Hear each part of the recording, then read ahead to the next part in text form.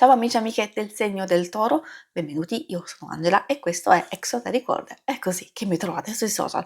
Questo è l'oroscopo lunare motivazionale, vi darà dei suggerimenti e vi aiuterà a trovare la spinta giusta per affrontare il periodo dal 29 agosto all'11 settembre, dove troveremo la luna nuova in Vergine. Vi ricordo che è una stesa generica, prendete solo ciò che vi risuona e se volete potete integrarla col vostro segno lunare. In descrizione trovate le recensioni dei mazzi usati e il link per acquistarli. Vi invito a iscrivervi e abbonarvi al mio canale per sostenere il mio lavoro. Ringrazio moltissimo se lo farete o lo avete già fatto. E adesso partiamo con la lettura. Accendiamo la nostra luna. Vediamo dal punto di vista astrologico cosa aspettarci, perché in questo periodo e soprattutto la luna nuova in Vergine ci porta forza interiore, più senso della disciplina, le ambizioni saranno elevate, ci possiamo anche liberare di ciò che non è più necessario, di ciò che ci pesa, di ciò che sentiamo anche essere negativo e che ci blocca. Possiamo ottimizzare le nostre energie e concentrarci solo sul necessario. Di contro dobbiamo fare attenzione al desiderio di chiudersi eccessivamente, quindi potremmo limitare i contatti, attenzione allo stato emotivo, soprattutto un po' di tristezza o dove le solite cose che non ci piacciono più ci possono annoiare, i sentimenti possono essere confusi e poi soprattutto una cosa secondo me importante di evitare di compiacere gli altri, evitare di fare un qualcosa proprio spinti dal bisogno e dalla necessità. E adesso vediamo il vostro primo oracolo.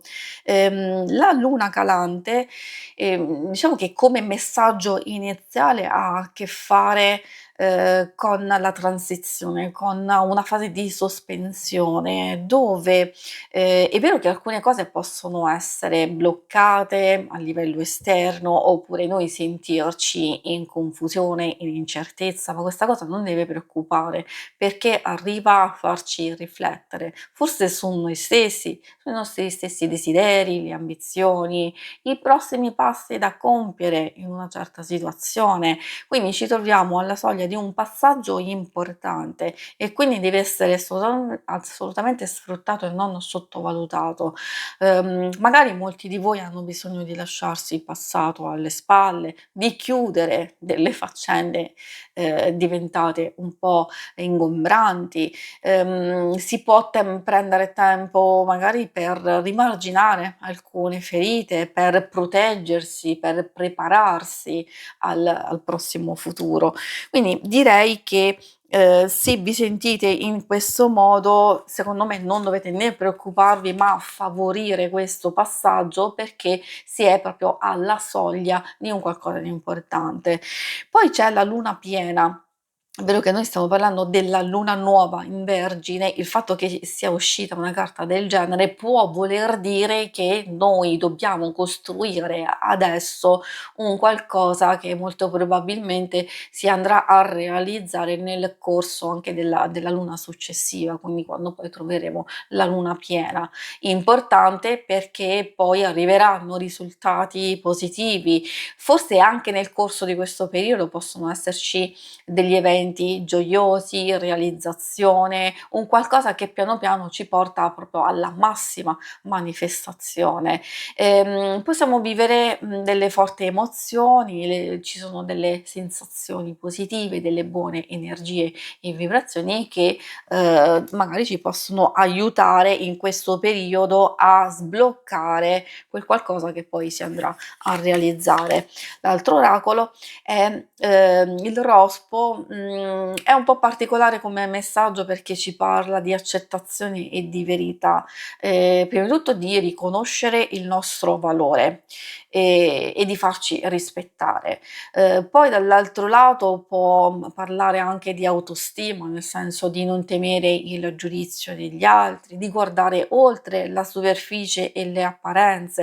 A volte si può anche trattare magari nelle relazioni di avere a che fare con una persona che forse è fredda e distaccata o si sta comportando in un modo strano, allora è lì che dobbiamo guardare oltre le apparenze e capire che forse c'è un malessere, forse c'è un dolore che non ci sta comunicando, o ci sono tante altre situazioni che al momento non siamo in grado di capire. Quindi è un messaggio di aprire la nostra sensibilità all'altra persona e di capire se effettivamente ci può essere qualcosa che non va in questo senso, o invece se proprio ci sono delle cose che non permettono, e quindi anche in senso negativo, e quindi lasciare andare. E adesso vediamo i messaggi dall'oracolo dello sciamano.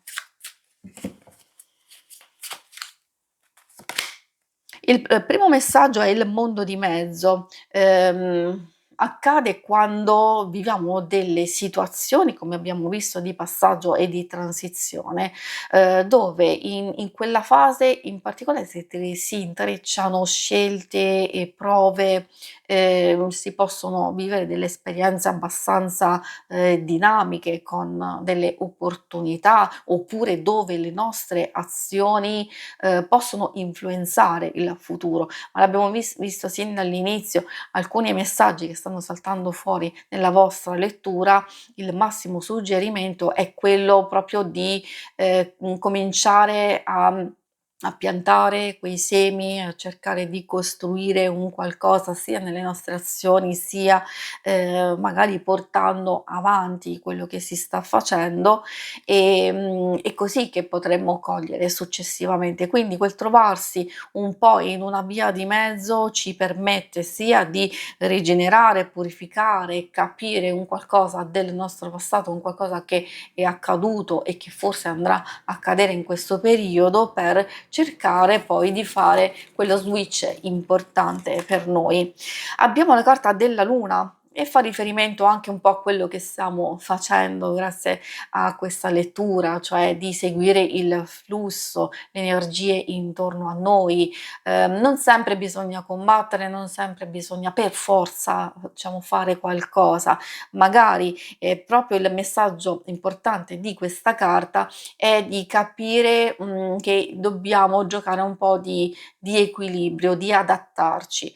C'è il momento in cui possiamo muoverci, possiamo agire, fare tante cose, questo è vero da un lato, però dobbiamo trovare anche il momento di riposare, di staccare un po', di riflettere.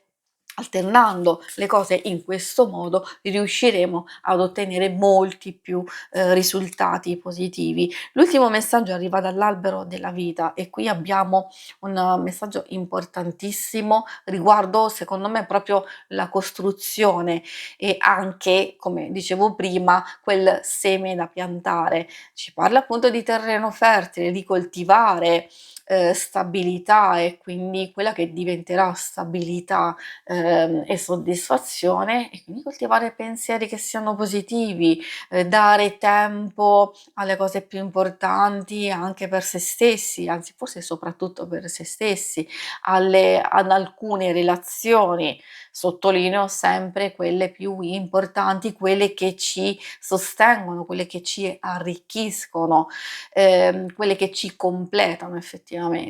E poi dare comunque tempo e spazio al radicamento, alla famiglia, ai valori più importanti, a nutrire i propri sogni, l'equilibrio, l'armonia tra mente e cuore.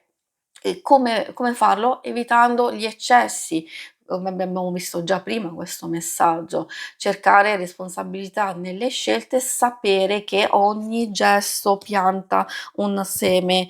Come vedete, è un messaggio e una lettura molto intensa, diciamo, per voi, con tanti spunti di riflessione. Spero di esservi stata utile. Si conclude qui la lettura.